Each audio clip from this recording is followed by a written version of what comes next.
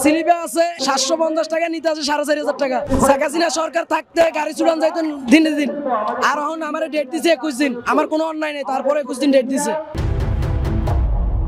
আমি আজকে 7 দিন হয়েছে একটা গাড়ি কিনছি 1,30,000 টাকা দিয়ে, কিস্তির থেকে টাকা নিয়ে গাড়িটা কিনছি। আমাদের গাড়ি চালাইতে চট্টগ্রাম বন্দর এলাকাতে করাচিন রোডে। আমি গাড়িটা সাইড করে একটা চা নিছিলাম, চাটা খাওয়া অবস্থায় 2 টান দিছি। এই অবস্থা ফাঁড়ির পুলিশ আছে, বন্দর পুলিশে না ধরিয়া ফাঁড়ির পুলিশে ধরছে।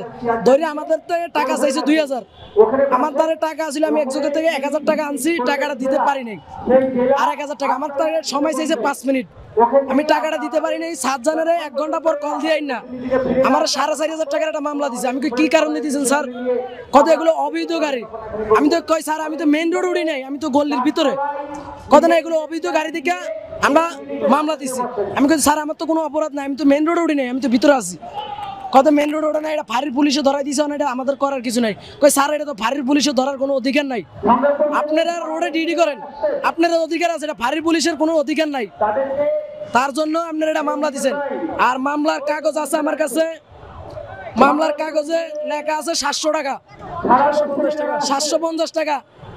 আগ্রাবাদ ভোট অফিসে নিতে আছে 4,500 টাকা। এটা আমরা ডাক্তার ইউনূস দ্বারা বলতেছি, অহন কিন্তু ডাক্তার আগ্রাবাদ ঘুষ খাইতেছে। স্লিপে আছে 750 টাকা, নিতে আছে 4,500 টাকা। আর শেখ হাসিনা সরকার থাকতে গাড়ি চুরান যাইতো দিনে দিন, আর এখন আমার ডেট দিছে 21 দিন। আমার কোনো অন্যায় নেই, তারপরে 21 দিন ডেট দিছে। আমি অনেক কিস্তির টাকা কিভাবে দিব, আর না পাইলে লাস্টে আমি এই জায়গায় আসা হয়েছে।